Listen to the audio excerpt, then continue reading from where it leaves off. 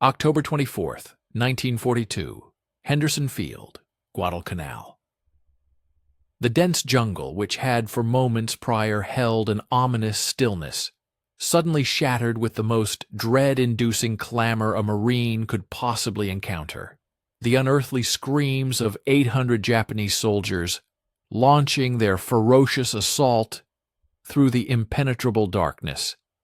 Gunnery Sergeant John Basilone, a figure of resolute determination, positioned himself strategically amidst what his combatants derisively referred to as museum pieces, water-cooled machine guns, venerable relics from the Great War, each a 100-pound mass of superseded metallic iron that had long since been supplanted by newer, more agile models. The M1919, in contrast, was lauded for its capacity to discharge 1,000 projectiles per minute, celebrated as nimble, easily transportable, and technologically advanced, embodying all the attributes the Marine Corps purportedly desired for jungle warfare. Yet, as the Banzai charge collided violently with the American defensive lines, an unforeseen and seemingly impossible turn of events transpired. The new guns, heralded for their modernity, ceased their deadly chorus, their barrels rapidly becoming incandescent with heat, their internal components locking up in the oppressive, moisture-laden atmosphere. Meanwhile, the venerable M19-117A1s, with their substantial liquid cooling apparatus and deliberate rate of 600 projectiles per minute, sustained a relentless hail of bullets, belt after belt, hour after grueling hour, uninterrupted, unburdened by thermal distress, and utterly unforgiving. A staggering 800 enemy combatants would fall that night, succumbing to the firepower of armaments the Marines initially believed were hindering their operational effectiveness. Indeed, these antiquated machine guns possessed an inherent advantage, a crucial secret that the modern military had perhaps inadvertently overlooked. The oppressive, moisture-laden atmosphere of Guadalcanal enveloped the landscape, much like a sodden pall, as Captain Roy Smith surveyed the perimeter from his vantage point at the edge of Henderson Field. He watched his Marines grapple with the unwieldy nature of their assigned equipment. The M1917A1 machine guns occupied their designated emplacements, akin to antiquated artifacts from a bygone conflict, which, Smith pondered with a sense of foreboding, was precisely what they were.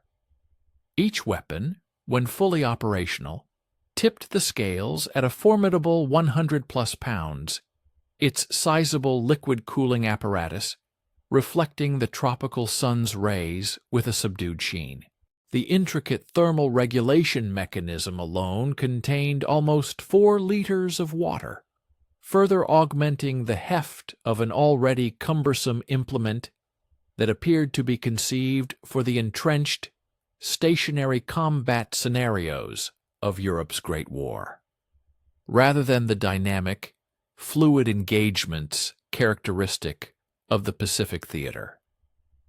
A persistent sense of exasperation had been steadily accumulating within Captain Smith for an extended period, spanning several weeks. The newer M1919 machine guns, by all accounts, embodied all the attributes the Marine Corps purportedly desired for jungle fighting. They were of lesser mass, offered greater ease of transport, and possessed the capacity to discharge as many as 1,000 projectiles per minute, in stark contrast to the M19-117's consistent output of 600. Furthermore, the innovative convection-based cooling mechanism of the M1919 obviated the requirement for liquid coolant, thereby diminishing both overall mass and operational intricacy. The theoretical specifications presented it as the quintessential armament for swift, tactical movements across heavily vegetated landscapes where each unit of weight held significant consequence. Yet here they were, constrained by the deployment of armaments more suited to a historical exhibition. His subordinate Marines, understandably, echoed his reservations and shared his skepticism regarding the efficacy of their issued weaponry. Stay with us and watch the end of the video. We will be grateful for your like and subscription. Please write a comment about where you are from and what you think about the video topic. Private First Class Martinez, a testament to the physical demands of their predicament, grappled with the arduous task of positioning his M1917, muttering expletives quietly as the support legs of the weapon became entangled within the dense jungle vegetation. Sergeant, this thing possesses a greater mass than my romantic partner residing in our homeland, he quipped, eliciting sporadic bursts of laughter from his squad mates. The analogy, in truth, was remarkably accurate. The M19Y17A1, complete with its tripod, water jacket, and ammunition, registered a formidable 103 pounds on the weighing apparatus, while the M1919 came in at a comparatively slender 41 pounds. However, sheer weight constituted only one facet of the operational challenge. The water cooling system necessitated perpetual upkeep requirements during operational deployment. The cooling reservoirs demanded regular replenishment, all conduits required scrutiny for potential egress points, and the entire mechanism mandated meticulous manipulation to avert structural compromise. In stark contrast, the M1919's convection-based cooling system meant Marines could relocate with alacrity and without concern for the displacement of liquid coolant or intricate hydraulic systems. It discharged identical 30 .006 caliber ammunition, but accomplished this task with contemporary efficacy and reduced logistical burden. Captain Smith traversed the defensive perimeter, scrutinizing his men's struggle with the obsolete armaments. The Marine Corps had supplied them with these particular firearms for Henderson Field's defense, yet every tactical manual issued by the institution underscored the paramount importance of maneuverability and offensive capability in modern engagements. The Japanese forces, renowned for their strategic prowess, were adept practitioners of swift, covert penetration, habitually exploiting the dense tropical foliage to rapidly diminish the intervening space before the American contingent's ability to mount a defensive response. Rational analysis, therefore, suggested that more agile and higher cyclic rate armaments would undeniably provide his Marine combatants with the requisite tactical advantage against such formidable and elusive adversaries. The detailed engineering parameters presented an unequivocal narrative, particularly concerning sustained rates of fire. The M1919 was theoretically capable of maintaining a firing velocity nearing 1,000 projectiles per minute during brief, intense volleys, an output almost twice the consistent 600 projectiles per minute of the M1917. For a fortified emplacement anticipating massed frontal assaults, such augmented offensive capability appeared indispensable. The convection-cooled gun barrel of the M1919 was, in theory, capable of enduring prolonged discharge, provided that operating personnel permitted short intervals for thermal reduction interspersed within continuous firing sequences. Yet, an persistent, unsettling thought troubled Smith as he observed his gunner's train. The M19-117's water jacket, he realized, was more than merely inert ballast. It was a substantial thermal absorption unit that assimilated and dispersed caloric output with uncompromising effectiveness. The newer guns depended upon the convective movement of ambient air around their barrels for cooling, a mechanism that performed optimally in temperate environmental conditions, but encountered significant operational impediments amidst the oppressive atmospheric moisture of the South Pacific. Amidst an atmospheric saturation of 90% and ambient temperatures approaching 90 degrees Fahrenheit, the efficacy of convective cooling diminished proportionally, with every incremental increase in barrel temperature. The logistical demands for ordnance also varied considerably between the two weapon systems. Both guns discharged identical, 30-06 caliber ammunition, but their respective ammunition delivery mechanisms operated dissimilarly. The M19-17 employed interconnected ammunition belts capable of indefinite extension for prolonged discharge, while the M19-919 depended upon truncated ammunition strips, necessitating more recurrent resupply. During an extended period of combat, the additional moments consumed in the exchange of ammunition belts possessed the potential to be lethal. Captain Smith's nascent uncertainties solidified into conviction during a preparatory drill conducted just 3 days before the anticipated Japanese attack. His gunners had been engaging in exercises designed for prolonged discharge, expending successive ammunition belts with rapidity to replicate the nature of a protective fusillade they might need against a Banzai charge. The M19-919s executed their function commendably during the initial phase, neutralizing designated objectives with remarkable celerity due to their higher rate of fire. However, as the simulated combat scenario continued, operational deficiencies became apparent. The air-cooled barrels of the M19-19s commenced incandescence, initially a subdued crimson, subsequently intensifying in luminosity. As the metal assimilated a greater quantity of thermal energy than the moisture-laden atmosphere was capable of dispersing, gunners were compelled to interrupt their discharge sequence on multiple occasions, anticipating invaluable minutes for the barrels to achieve a sufficient thermal reduction before resuming fire. Meanwhile, the M19-17s sustained their consistent output of 600 projectiles per minute uninterrupted, their water jackets efficiently assimilating thermal energy and transforming it into vapor, which was benignly expelled away from the mechanism. Upon the conclusion of the simulated combat scenario, the newer guns had discharged a lower cumulative quantity of ammunition, notwithstanding their elevated theoretical firing speed, having been repeatedly forced into silence by their inherent thermal accumulation.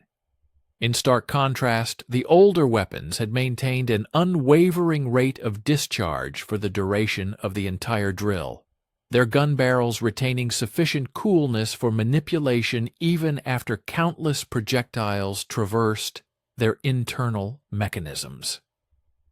Captain Smith, despite the rigorous preparation, harbored a profound inner conflict.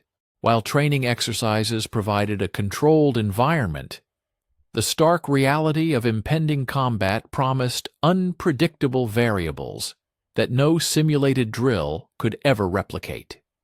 The Japanese forces were notorious for their brutal night assaults, employing tactics of human waves that relied on sheer shock and overwhelming speed to breach and conquer defensive strongholds. A pressing question weighed heavily on Smith's mind. Would the M19-17's consistent, measured rate of fire prove adequate against hundreds of adversaries screaming with fanatical zeal? Or would the M19-19's rapid, devastating bursts be essential to decimate attackers before they could close the critical distance? His Marine contingent continued their meticulous preparations with characteristic military precision, Yet Smith discerned an underlying current of apprehension in their gazes. They placed their trust in their training and their weaponry, certainly, but these particular firearms felt like archaic anchors, tethering them to an antiquated past. Across the vast expanse of the Pacific Theater, it appeared every other unit was transitioning to lighter, more contemporary armaments. Only here, tasked with safeguarding a vital airstrip in an isolated remote location, were they compelled to rely on relics reminiscent of the trenches of Belleau Wood. The bitter irony was not lost on Smith. The very guns instrumental in securing victory during the Great War were now widely considered obsolete, ill-suited for the demands of modern warfare. Nevertheless, as he observed his gunners meticulously mastering the M19-117's peculiar intricacies and formidable capabilities, a nascent thought began to form. Perhaps the Marine Corps possessed an insight that eluded immediate comprehension. Perhaps there was a profound wisdom in selecting tools based on the specific exigencies of a mission rather than succumbing to fleeting technological trends. In a mere 72 hours, when the dense jungle would inevitably erupt in a cacophony of screams and gunfire, that very wisdom would face its ultimate, most unforgiving crucible. The pre-dawn gloom on October 24th was thick with a palpable sense of impending doom, as the night air carried a chilling premonition of death across the tranquil Ilu River. Colonel Kiyonao Ichiki's voice, imbued with unwavering resolve, pierced the darkness as he delivered his final, stirring address to his elite assault troops.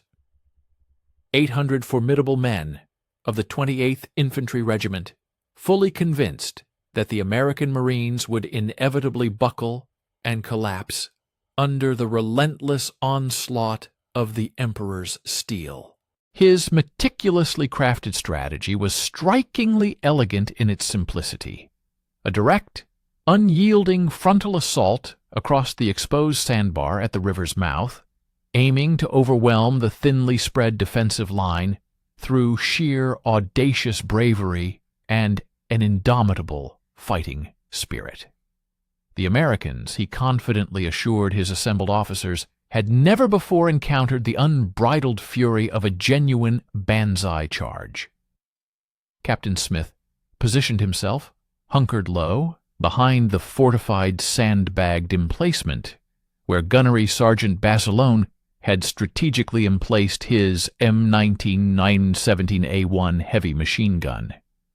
The water jacket of the weapon still radiated a residual warmth, a testament to the thoroughness of the afternoon's final function checks.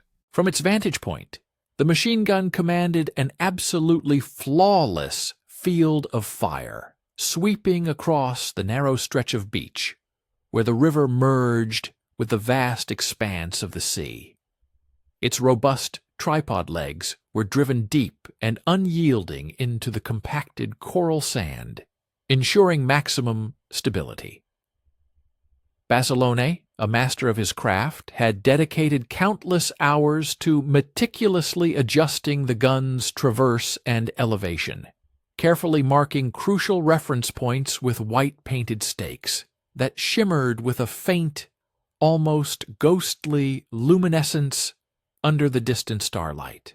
The gun's ammunition belts, loaded with 250 rounds linked together, snaked through the position with an almost organic appearance, resembling metallic intestines, poised and ready to feed into the weapon's insatiably hungry chamber. Stay with us and watch the end of the video. We will be grateful for your like and subscription. Write a comment about where you are from and what you think about the video topic. The assault commenced precisely at 0310 with a primal, terrifying sound that caused every hair on Smith's neck to stand rigidly on end. 800 voices, unified in a chilling, guttural scream, as Japanese soldiers surged forth, pouring across the sandbar. They advanced in relentless, successive waves, bayonets fixed menacingly, rifles held high above their heads, their faces contorted with a fierce, almost fanatical determination. The initial rank splashed through the shallow water with explosive force, while countless others pressed relentlessly behind them, a veritable human tsunami that, under the stark, unforgiving moonlight, appeared utterly unstoppable. Smith's M19-19 gunners unleashed their fire first, their weapons chattering, with an almost frantic energy at a blistering rate of nearly 1,000 rounds per minute, spewing a torrent of lead into the rapidly advancing mass. The immediate effect was nothing short of devastating. Bodies crumpled instantly and fell, their blood rapidly darkening the sand as the high-velocity rounds tore mercilessly through flesh and bone. For a few precious fleeting seconds, it seemed as though the modern guns would unequivocally validate every tactical manual ever penned regarding the efficacy of rapid defensive fire. However, the oppressive jungle's heat had been steadily accumulating within those air-cooled barrels throughout the entire day, and now the sustained, continuous firing pushed the metal temperatures far beyond their operational limits. The first M19-19 abruptly fell silent after a mere 90 seconds, its barrel glowing an ominous cherry red in the enveloping darkness as the gunner desperately signaled for a barrel change. Another M19-19 ceased functioning just 30 seconds later, followed by a third, their intricate mechanisms seizing completely as thermal expansion irrevocably locked their vital moving parts in place. Meanwhile, Gunnery Sergeant Bazilone's M19-17A1 had settled into its own relentless, almost hypnotic rhythm. A steady, unwavering 600 rounds per minute, as consistent as a precisely calibrated metronome. Its ingenious water jacket efficiently absorbed the immense heat generated, converting it into steam that hissed softly, almost atmospherically, into the cool night air. Smith watched, utterly captivated, as the venerable old gun maintained its rate of fire without the slightest interruption or pause, each round meticulously placed into the designated killing zone that Basilone had so carefully marked during his daylight reconnaissance. The Japanese forces, undeterred by the horrifying carnage unfolding around them, continued their relentless advance, their ingrained training overriding any natural survival instincts as they stepped over the fallen bodies of their comrades and pressed ever forward. Smith could now discern individual faces, their eyes wide with a terrifying battle fury, mouths agape in screams that eerily commingled with the machine gun's unwavering, rhythmic hammering. Some even carried explosive charges strapped to their bodies, a testament to their unwavering commitment to die if they could only reach the American positions. The M19-19s struggled valiantly back into action as their crews frantically completed hurried barrel changes. But their intermittent and interrupted fire had regrettably allowed the Japanese assault to gain critical momentum. Japanese soldiers managed to reach the outer wire obstacles, swiftly cutting through the defensive barriers with both specialized wire cutters and, astonishingly, their bare hands. The resultant gaps in the covering fire had exacted a heavy toll. What should have been an impenetrable, continuous wall of lead had devolved into sporadic bursts punctuated by critical, silence-filled intervals. Yet, the M19-17A1 never faltered, never stopped. Basilone, with movements born of practiced perfection, fed belt after belt into the weapon's action, his actions smooth and deliberate despite the sheer chaos erupting all around him.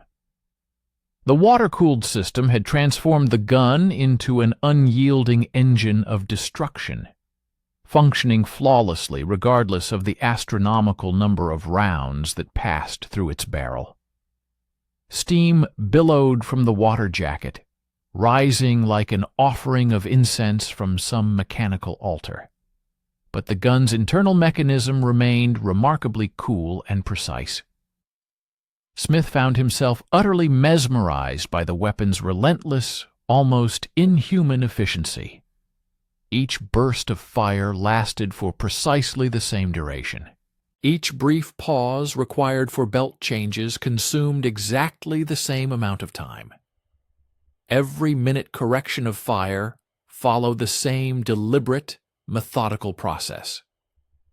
The gun had, in essence, become an organic extension of Bassilone's formidable will, responsive to his slightest adjustment, yet remarkably independent of human limitations such as physical fatigue or debilitating heat buildup. The relentless Japanese charge began to visibly falter as bodies piled up in gruesome heaps within the designated killing zone. The remaining survivors found themselves inextricably trapped between the unforgiving river behind them and the unceasing, relentless fire emanating from the M1917A1 directly ahead. Some desperate individuals attempted to outflank the position by maneuvering along the beach, but Bassilone, with uncanny precision, simply traversed the gun left and right, his pre-marked reference points enabling him to maintain consistently accurate fire even in the absolute darkness. In the profound stillness that followed the night's relentless combat, a chilling tableau greeted the nascent light of dawn. The narrow sandbar lay strewn with the lifeless forms of nearly 800 Japanese combatants, whose unwavering conviction in their spiritual fortitude had ultimately proven insufficient against the overwhelming might of American ordnance. The venerable M1917A1 heavy machine gun, having discharged its duty with unwavering resolve, now rested in silence, its water jacket still radiating residual warmth, yet its intricate mechanism poised for any renewed engagement. In stark contrast, the more contemporary M1919 machine guns bore unmistakable evidence of their severe thermal trial.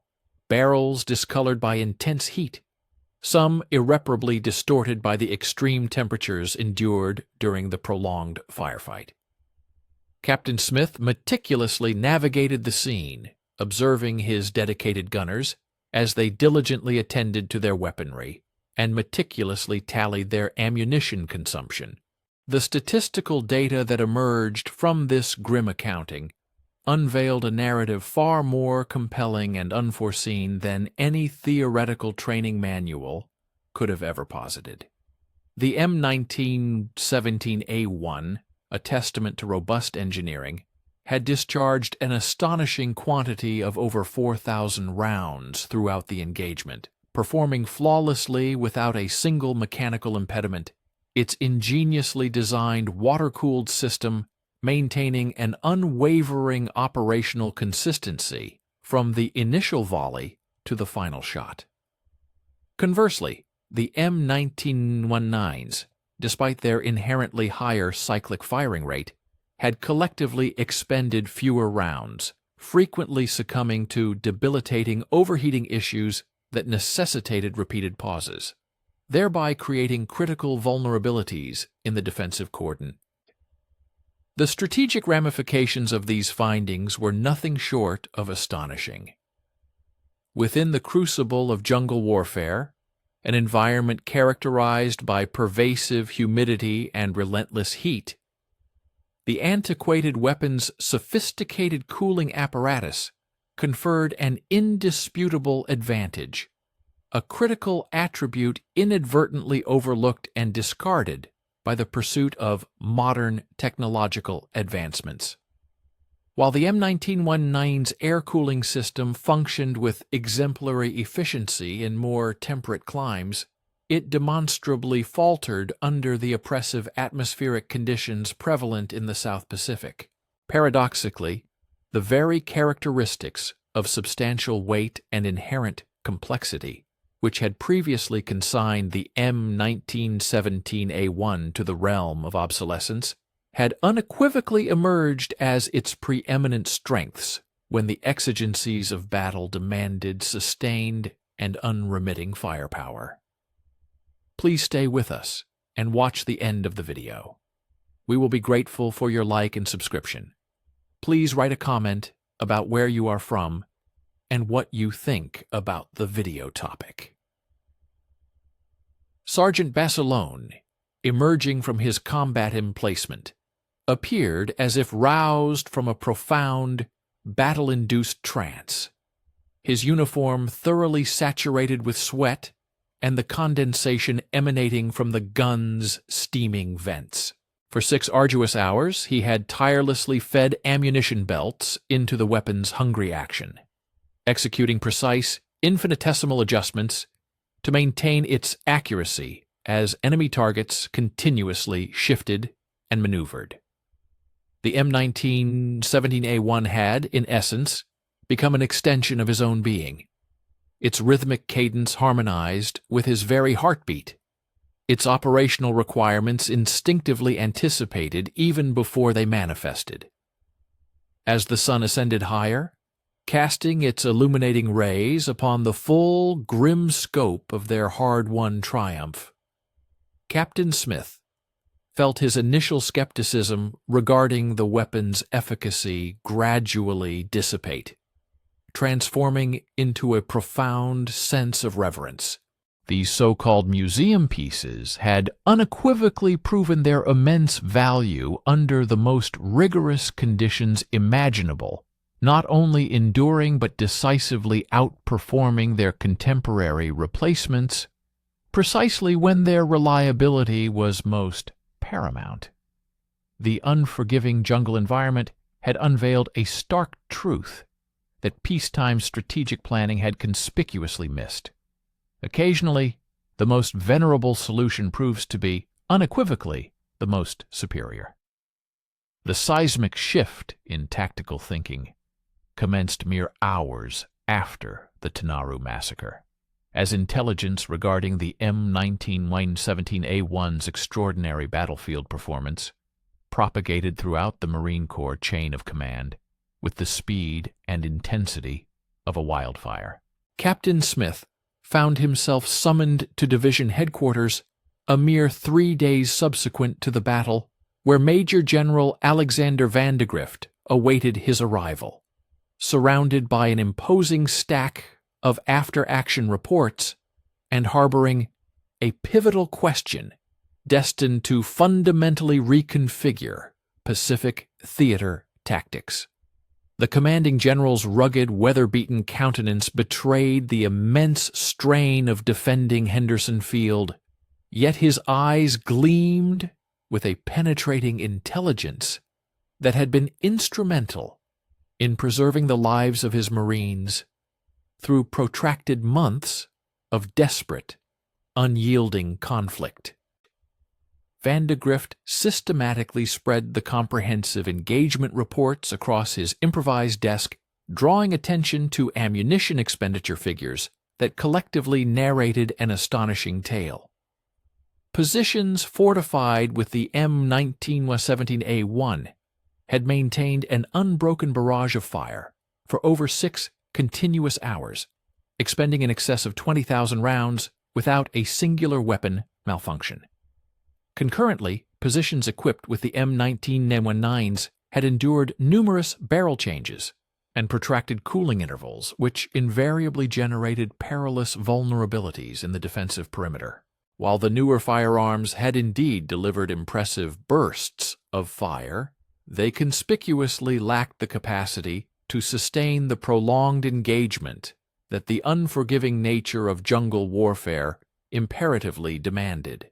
Smith observed intently as Van de Griff's finger traced the casualty figures, noting the pronounced concentration of enemy dead clustered most densely in front of the water-cooled positions. The M19-17A1's unwavering rate of 600 rounds per minute had forged relentless killing zones that retained their consistent lethality throughout the entirety of the engagement. Whereas the M1919's theoretically higher cyclic rate had been rendered utterly inconsequential by thermal limitations that compelled repeated ceasefires. The general's ultimate verdict was unequivocally stark. The Marine Corps, in its zealous pursuit of modernization, had been fundamentally misprioritizing critical specifications.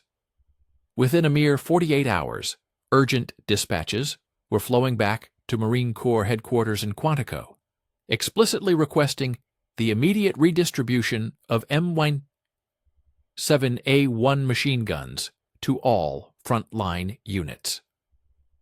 The weapon, which had been previously relegated to instructional roles and rear echelon security duties, swiftly ascended to become the most ardently sought-after item within the Pacific supply chain. Ordnance officers feverishly scrambled to locate dormant guns in storage and expedite their shipment to the front, while dedicated armorers toiled ceaselessly, working around the clock to meticulously refurbish weapons that had long languished in dusty stateside warehouses.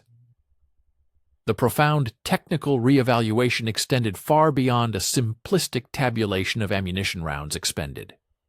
Marine engineers embarked upon meticulous thermal analyses of both weapon systems, conducted under actual combat conditions, precisely measuring barrel temperatures and meticulously calculating heat dissipation rates within the demanding tropical environments. Their conclusive findings unequivocally corroborated what Basilone and his fellow gunners had viscerally experienced through brutal first-hand combat. Air cooling progressively diminished in effectiveness as ambient temperature and humidity levels inexorably climbed. At Guadalcanal's characteristic 90-degree Fahrenheit and 90% humidity, the M1919's cooling capacity plummeted by nearly 40% when contrasted with its performance in temperate conditions. Conversely, the M1917A1's water jacket steadfastly maintained a consistent cooling performance, entirely impervious to prevailing atmospheric conditions. The system's substantial thermal mass efficiently absorbed heat energy and subsequently converted it into steam, thereby establishing a continuous cooling cycle that operated independently of external air temperature or humidity. The very weight penalty that had once rendered the weapon seemingly archaic was, in fact, an inherent reservoir of cooling capacity that yielded immense dividends during periods of sustained engagement. Captain Smith readily embraced the role of an unofficial proponent for the venerable weapon, diligently briefing newly deployed units on the invaluable lessons gleaned from the Tanaru battle. He emphatically underscored the necessity for employing different tactical approaches with the M1917A1 compared to its newer counterparts. Crews were instructed to conceptualize their engagement in terms of continuous, sustained fire, rather than fleeting rapid bursts, and the strategic positioning of the weapon became paramount due to its considerable weight, which rendered swift displacement challenging. Nevertheless, when judiciously employed, it possessed the unparalleled capability to deliver a volume of firepower that lighter armament simply could not equal under the arduous conditions of jungle warfare. The profound vindication of the M1917A1's design transcended isolated battles, as subsequent engagements consistently reaffirmed this emerging pattern. During the pivotal October offensive, when General Harukichi Hyakutake committed his formidable 17th Army to a coordinated all-out assault on Henderson Field, the M19-70A1 positions once again proved to be the decisive factor. The Japanese command relentlessly hurled regiment after regiment against the resilient Marine lines, anticipating that American defenses would inevitably collapse under the relentless, sustained pressure. Instead, they were met with an unyielding torrent of machine gun fire that never slackened, never paused for extended cooling periods, and critically, never created the exploitable gaps that their assault troops desperately sought. Gunnery Sergeant Mitchell Page dramatically showcased this innovative tactical methodology amidst the brutal combat of October 26th. When his defensive position faced an overwhelming onslaught from enemy forces, he expertly leveraged the M19-17A1's formidable sustained fire capacity to single-handedly secure a crucial segment of the perimeter. While lighter, air-cooled armaments would have necessitated frequent pauses for barrel cooling, the water-cooled machine gun empowered him to unleash an uninterrupted torrent of lead, even while operating in isolation. His subsequent Medal of Honor commendation would specifically acknowledge the weapon's exceptional dependability under the most arduous battlefield conditions, a testament to its robust design. The ramifications for logistics reverberated across the vast expanse of the Pacific Theater, prompting commanding officers to specifically request M19-117A1 heavy machine guns for static defensive emplacements, while simultaneously reserving the lighter M1919 variants for more mobile offensive maneuvers. These bulkier water-cooled weapons proved to be perfectly suited for entrenched fortifications, where their considerable weight presented no tactical disadvantage. Conversely, the more portable M1999s remained the preferred choice for advancing infantry units, which prioritized ease of transport over prolonged firing capability. This astute tactical allocation optimized the inherent strengths of each weapon system while effectively mitigating their respective weaknesses. Consequently, training protocols underwent significant evolution to properly accommodate the M19-17A1's distinct operational requirements. Specialized gunner schools placed a heightened emphasis on meticulous water management, thoroughly instructing crews on the vital procedures of monitoring jacket water levels and diligently maintaining steam vents amidst the chaos of active combat. The creation and utilization of detailed range cards became even more paramount, largely because the weapon's substantial mass rendered rapid target acquisition challenging. However, its unwavering sustained accuracy meant that careful, pre-planned engagement strategies could be devastatingly effective. Furthermore, ammunition handling procedures were adapted to facilitate the significantly longer belt lengths that the water-cooled system was capable of accommodating, ensuring a continuous supply of firepower. Stay with us and watch the end of the video. We will be grateful for your like and subscription. Please leave a comment about where you are from and what you think about the video topic. Captain Smith himself received the assignment to formulate new operational doctrine, meticulously incorporating the invaluable insights gleaned from the intense fighting on Guadalcanal. The comprehensive manual he subsequently authored underscored critical environmental variables that had been overlooked during peacetime evaluations. These included the profound impact of tropical humidity on the efficiency of air cooling systems, the distinct differences between sustained fire rates and theoretical cyclic rates, and how inherent thermal limitations could inadvertently create exploitable tactical vulnerabilities for the enemy.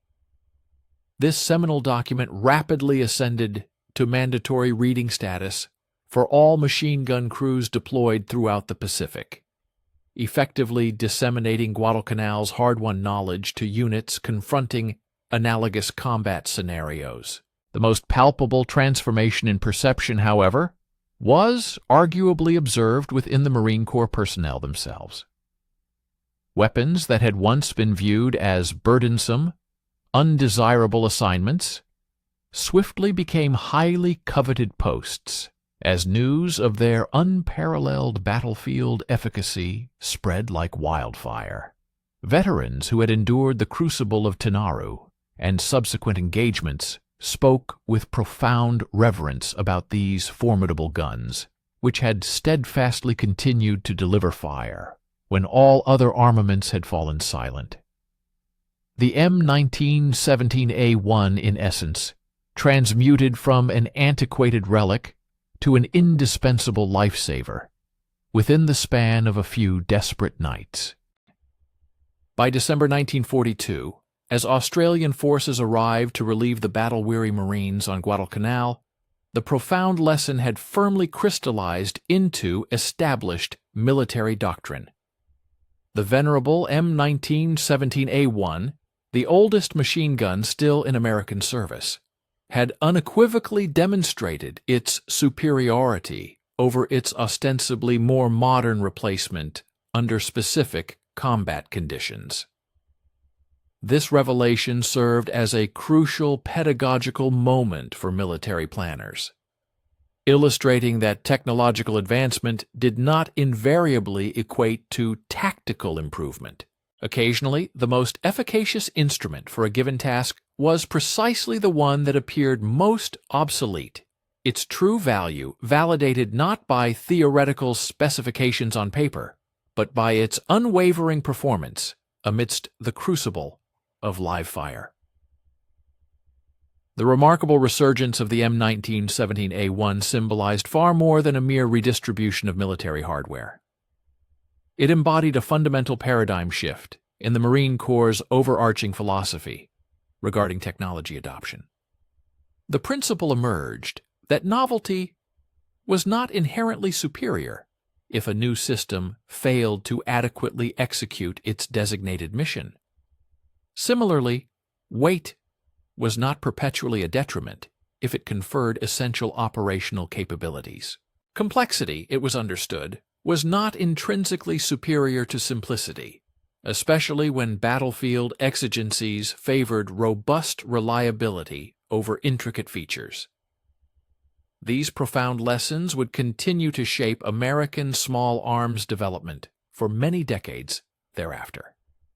The ultimate vindication of the M1917A1's enduring utility reached its zenith on the volcanic shores of Iwo Jima, where the legendary John Basilone would carry the hard-learned precepts of Guadalcanal into his final, heroic engagement. By February 1945, Gunnery Sergeant Basilone had ascended to become the Marine Corps' most celebrated machine gunner, his prestigious Medal of Honor citation explicitly crediting the very water-cooled weapon that had been instrumental in saving Henderson Field. Yet, his newfound celebrity had, for a time, drawn him away from the active front lines. Assigned to stateside war bond tours, where his heroic image could effectively galvanize civilian support for the arduous Pacific campaign, Basilone's eventual return to combat duty was entirely at his own insistent demand. Despite having been offered safer assignments that would have undoubtedly ensured his survival for the remainder of the conflict, he possessed a critical understanding that eluded many rear-echelon strategists.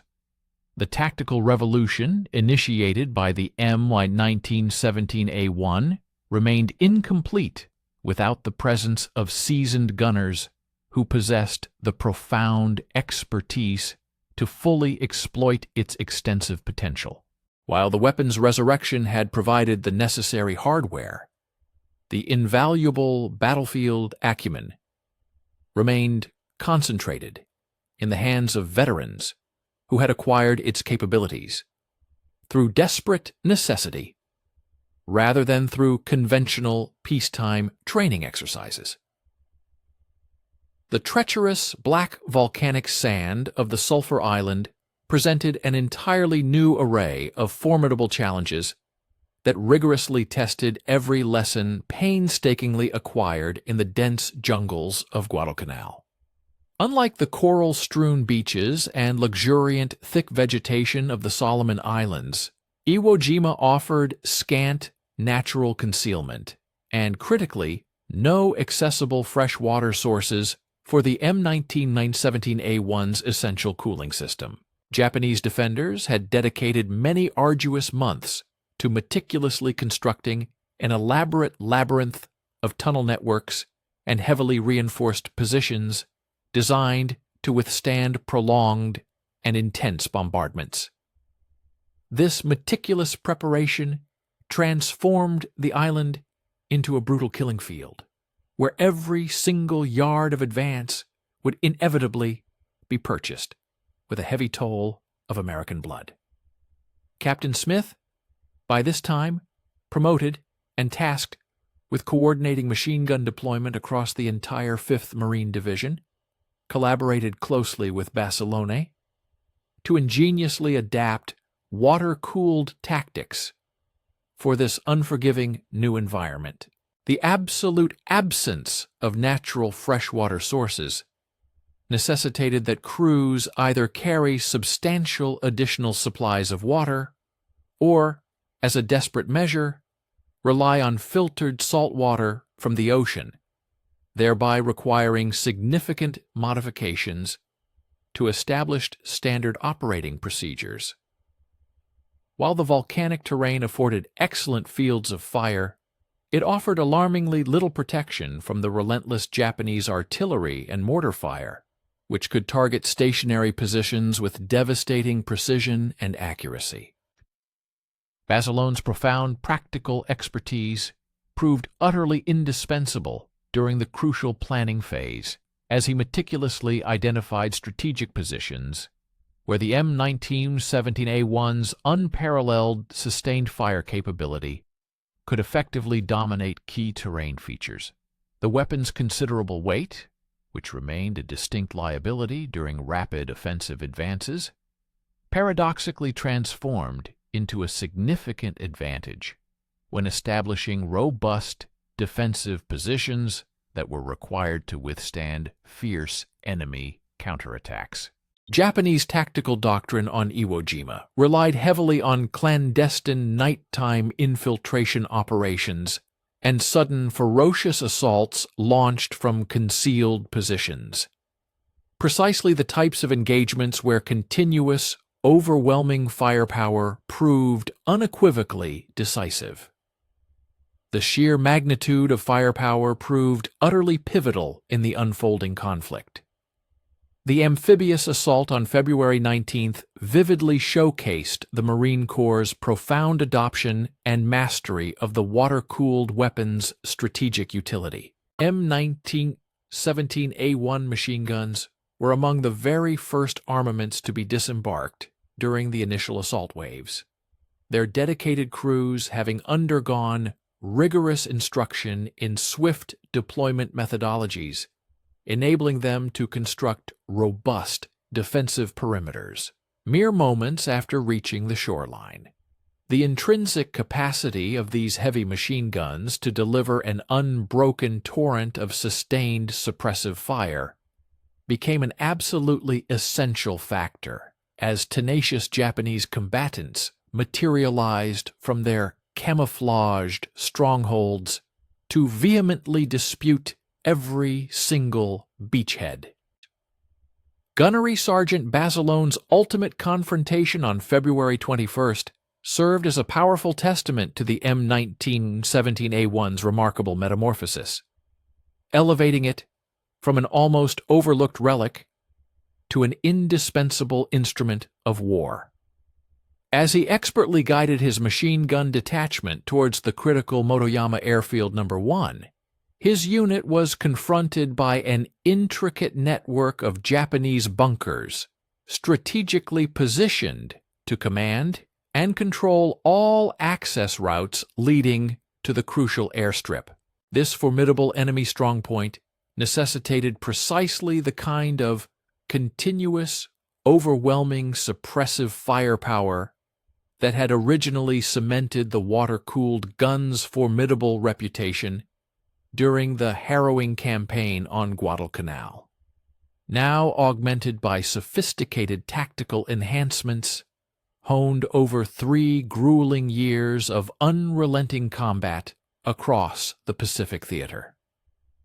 The intense confrontation commenced with the first light of dawn, as Basilone's specialized section meticulously secured their strategic vantage points, commanding a clear view over the formidable Japanese strongpoint. The M19-17A1 machine guns unleashed synchronized volleys, their overlapping arcs of fire weaving an impenetrable wall of projectiles that effectively impeded any hostile maneuvers between the enemy's entrenched defensive positions. In stark contrast to the chaotic, frantic close-quarters fighting witnessed at Tenaru, this particular engagement demanded an exacting degree of precision fire delivered over considerable distances, where the weapon's intrinsic accuracy proved just as invaluable as its renowned capacity for prolonged, continuous suppression. Stay with us and watch the end of the video. We will be grateful for your like and subscription. Write a comment about where you are from and what you think about the video topic. In swift retaliation, the Japanese defenders unleashed a barrage of mortar and artillery fire which necessitated frequent alterations in the machine gunners' emplacements, severely testing the crew's unwavering capacity to sustain continuous fire amidst the relentless shellfire. The considerable mass of the M1917A1 rendered swift repositioning an arduous undertaking.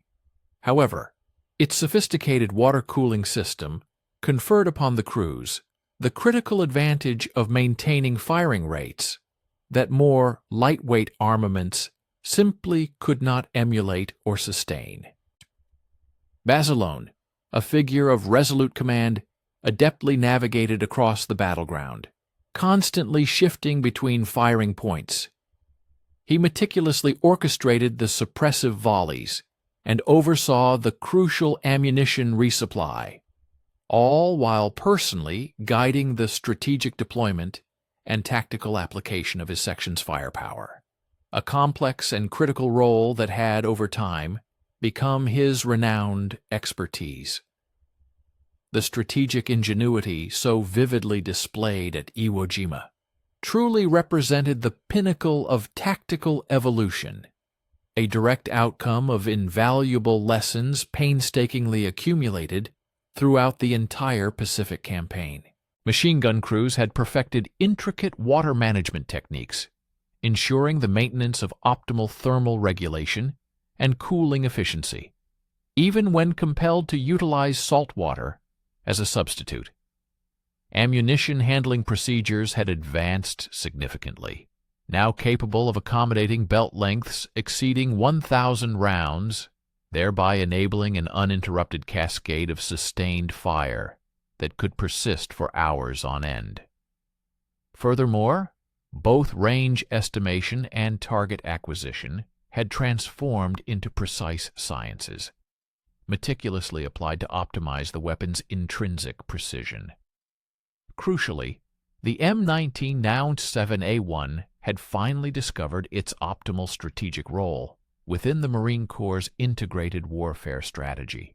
Rather than attempting to force the weapon into a capacity it was never designed for, such as a lightweight portable firearm suitable for rapid advances, Marines had astutely learned to deploy it in scenarios where its inherent strengths offered the most pronounced advantage. Consequently, the water-cooled gun's distinct specialties became solidified, establishing impregnable fixed defensive positions, executing prolonged suppressive fire missions, and engaging targets with long-range precision. Beyond its tangible destructive capabilities, the weapon's profound mental deterrent effect on adversary forces had also ascended to a significant consideration in tactical planning. Japanese troops had, through harrowing experience, grown to dread the unmistakable, relentless report of sustained M1970A1 fire, instinctively recognizing it as a persistent menace that would not wane with the passage of time or fluctuations in temperature. The machine gun's unparalleled capacity to maintain an unceasing barrage thus forged a formidable psychological barrier, which powerfully augmented its material consequences, compelling enemy formations to remain entrenched in concealment rather than hazarding any movement under the relentless hail of fire. The tragic demise of Gunnery Sergeant Basilone during the brutal Iwo Jima assault regrettably signaled the close of a distinct period in Marine Corps history. Yet his profound strategic heritage persisted, indelibly etched within the very doctrine he had been instrumental in shaping. The M1970A1 continued its dedicated service throughout the entirety of the Pacific Campaign, its position firmly established as senior commanders, at last fully grasped the crucial distinction between mere advanced engineering prowess and genuine, practical combat utility. This formidable weapon, which had appeared superannuated and outmoded in 1941, had, by the year 1945, transformed into an absolutely essential and irreplaceable asset. The far-reaching ramifications of this experience transcended the confines of individual weapon systems, extending to profoundly impact American military thinking concerning the adoption of new technologies. The remarkable rejuvenation of the M1917A1 unequivocally proved that the exigencies of the battlefield frequently diverged significantly from peacetime specifications, that prevailing environmental factors possessed the power to supersede purely conceptual advantages, and, crucially, that the invaluable experience gleaned by combat veterans offered profound insights, unattainable through sterile laboratory experimentation alone. These seminal lessons were destined to fundamentally alter the methodology by which the military evaluated novel equipment, henceforth prioritizing demonstrable real-world performance over abstract theoretical capabilities. By the cessation of hostilities, the M1917A1 had accomplished an extraordinary feat. It had successfully vindicated its utility against the encroachment of newer, ostensibly more advanced technology, by consistently demonstrating unparalleled efficacy under specific operational conditions. The weapon's considerable mass and intricate design, originally perceived as significant drawbacks, had in fact revealed themselves as inherent attributes facilitating capacities that more lightweight armaments simply could not replicate. In environments where the imperative for sustained, continuous fire overshadowed the demand for portability, water cooling had decisively prevailed against its air-cooled counterparts. The profound strategic paradigm shift ignited by the ferocious combat on Guadalcanal had fundamentally reshaped the Marine Corps' conceptualization of firepower, operational sustainability, and crucial environmental adaptation.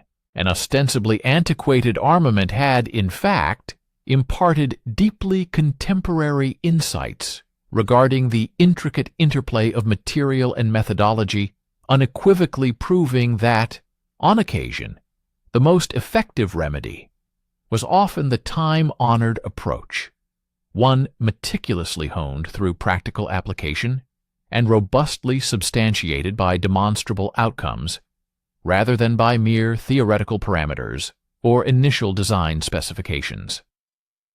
The ultimate installment of the M19 117A1's storied Pacific War began with a pervasive silence, that deep stillness which invariably descends following the cessation of prolonged and brutal combat. Captain Smith stood amidst the desecrated vestiges of what had once been Shuri Castle on Okinawa, his gaze fixed upon his Marines as they meticulously maintained their armaments, many harboring the fervent hope that this task would be their last. The formidable water-cooled machine guns remained in their emplacements, resembling stoic guardians, laden with the weight of countless observations, their robust cooling jackets still radiating a residual warmth from the climactic confrontation that had at last shattered the Imperial forces' tenacious resistance along the island's southern approaches. The compelling numerical data emerging from the Okinawa campaign recounted a narrative that would have appeared utterly inconceivable merely 3 years prior during the brutal fighting on Guadalcanal. M1917A1 emplacements had consistently sustained an impressive operational readiness rate averaging 96% throughout prolonged engagements, a stark contrast to the 72% registered by air-cooled weapons operating under comparable conditions. This significant differential equated to multitudes of projectiles successfully impacting their objectives rather than being rendered inert by thermal incapacitation within overheated chambers. Ultimately, this concentrated and reliable firepower demonstrated irrefutable efficacy in dismantling entrenched Japanese defensive positions that had stubbornly withstood weeks of incessant bombardment. Following 2 arduous weeks of relentless bombardment, Smith found himself deeply engrossed in a profound contemplation of the dramatic transformation he had personally observed.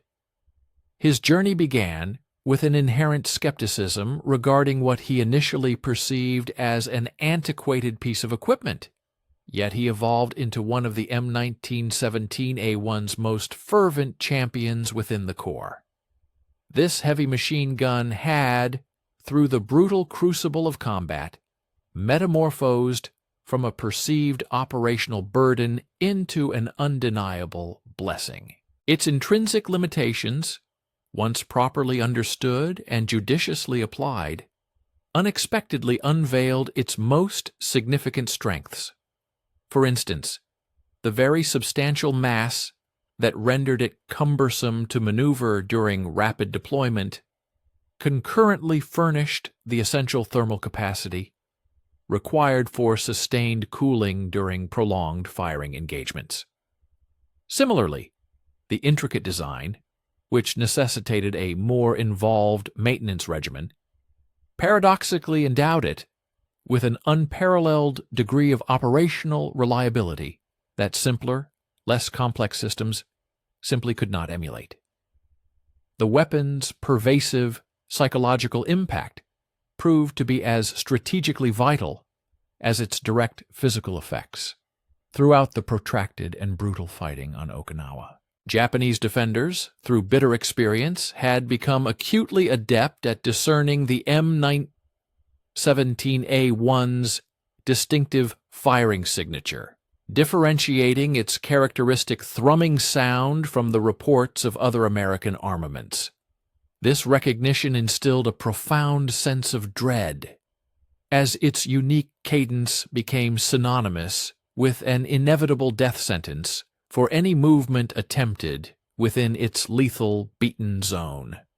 Furthermore, the gun's extraordinary capacity to maintain a continuous, hours-long barrage of fire without interruption relentlessly compelled enemy units to retreat into deeper, more secure underground fortifications, thereby severely constricting their ability to effectively coordinate defensive actions or mount organized, impactful counterattacks.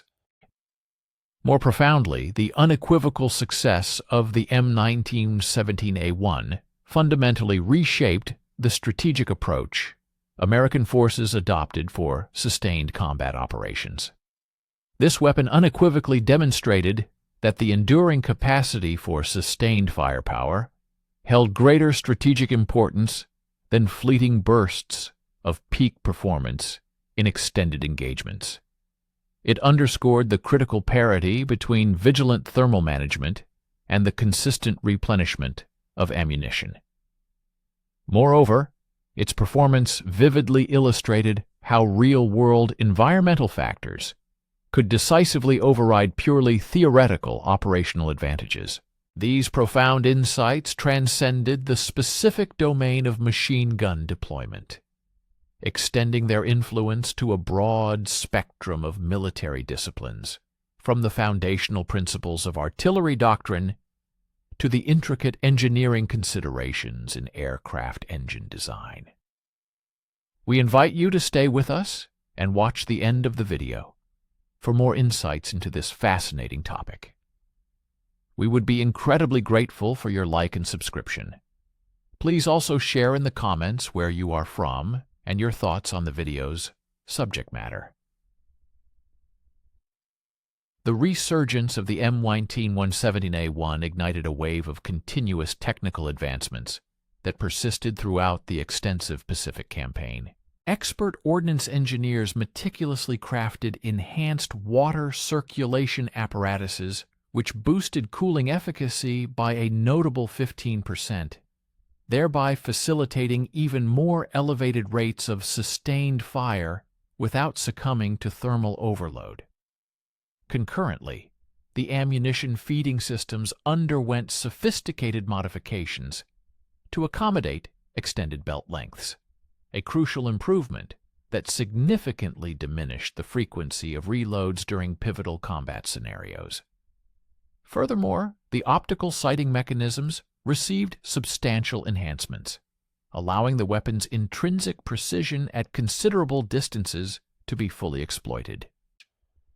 Nevertheless, the most profound transformations were observed in the realm of tactical application rather than purely technical specifications.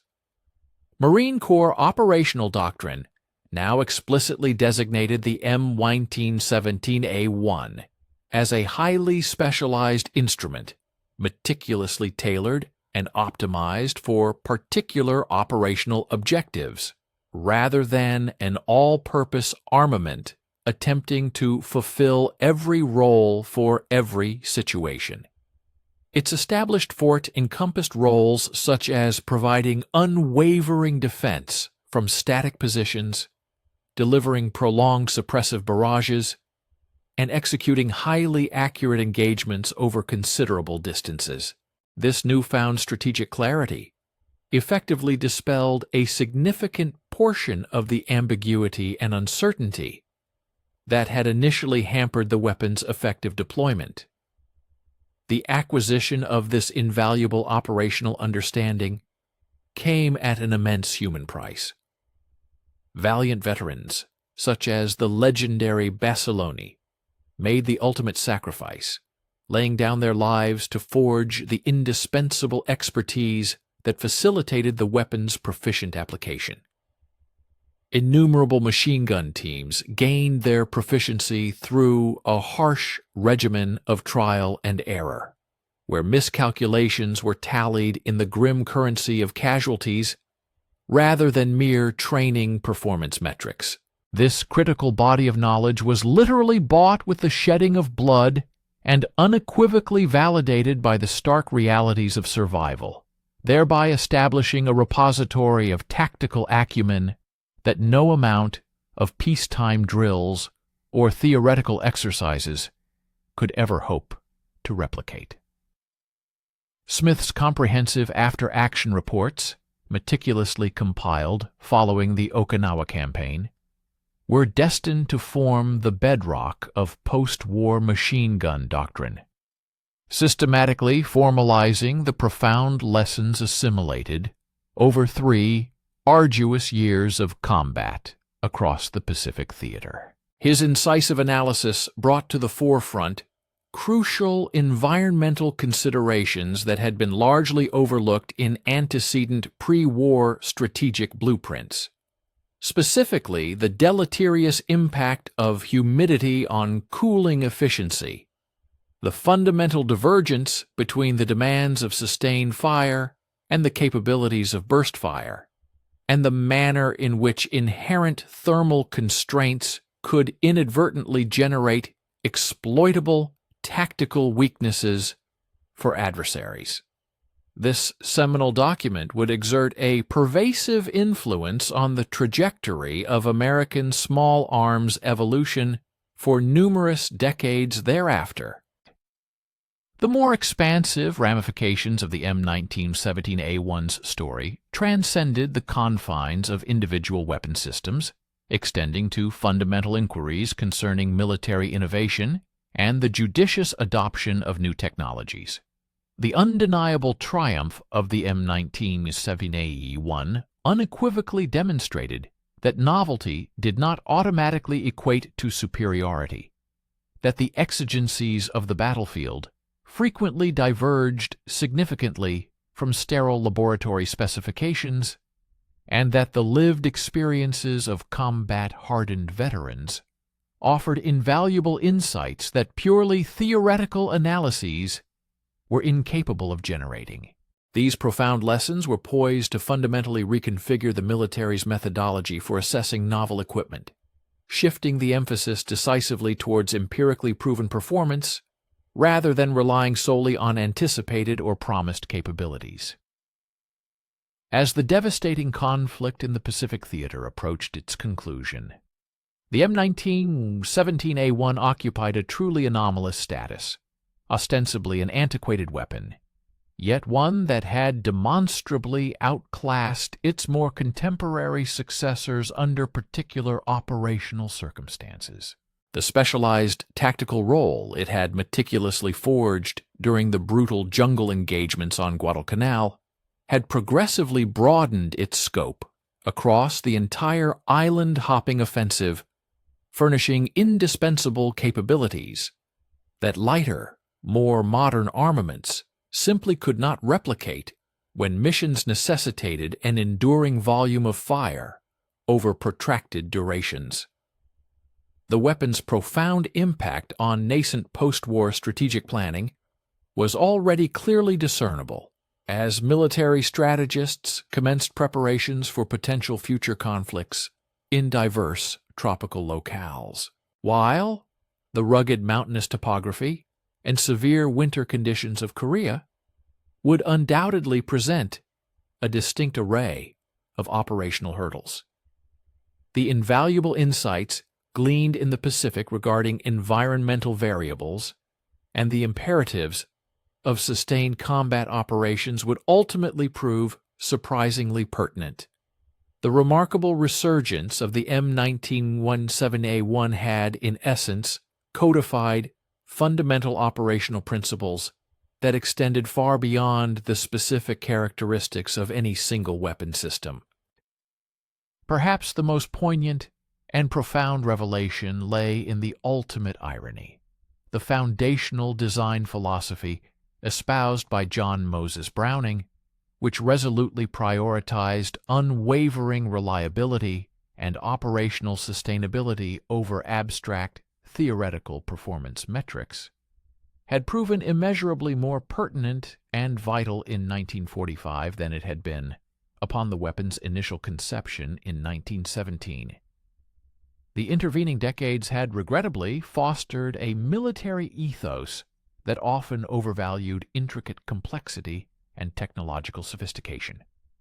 However, the unforgiving crucible of combat had starkly reaffirmed the timeless and enduring significance of fundamental engineering tenets, that unequivocally placed superior function above mere stylistic fashion or ephemeral trends.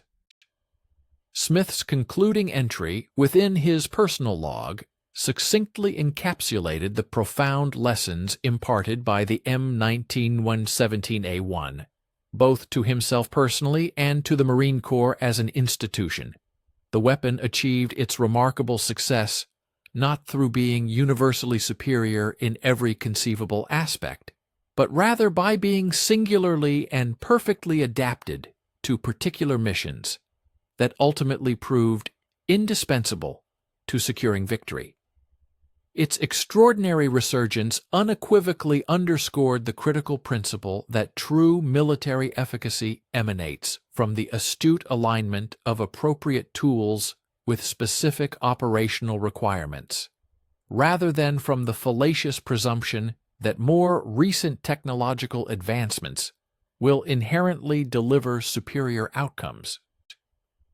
The instruction gleaned from these critical engagements transcended the mere operational mechanics of machine guns, delving instead into the intricate and often fraught relationship between burgeoning technological capabilities and established tactical doctrines within the crucible of contemporary warfare. The unequivocal validation of the M19-17A1, a weapon whose utility had been questioned by some, served as a stark, undeniable testament to the enduring truth that the brutal realities of combat would invariably stand as the ultimate arbiter of military efficacy. This profound revelation underscored a recurring dynamic, where the urgent, unpredictable demands of the battlefield frequently stood in direct contradiction to theoretical assumptions and strategic blueprints meticulously crafted during periods of peace and stability. The practical application of weaponry under duress revealed fundamental truths that could not be discerned in simulated environments or on drawing boards, highlighting the critical difference between theoretical potential and operational reality. Furthermore, the experience illuminated a critical aspect of innovation itself, demonstrating that the most significant breakthroughs sometimes involved a profound rediscovery or re-evaluation of existing solutions rather than an exclusive pursuit of entirely novel developments. This perspective challenged the prevailing ethos that equated progress solely with the creation of new technologies, suggesting instead that understanding and optimizing what was already at hand could yield superior results under specific circumstances. For instance, the M19-17A1's ability to maintain sustained fire in challenging conditions, despite its perceived obsolescence, highlighted how a thorough comprehension of a weapon's inherent strengths and weaknesses, coupled with adaptive tactical deployment, could turn a perceived disadvantage into a decisive advantage. The narrative of its effectiveness, therefore, became a compelling example of strategic insight, triumphing over mere technological novelty. Stay with us and watch the end of the video. We will be grateful for your like and subscription. Write a comment about where you are from and what you think about the video topic.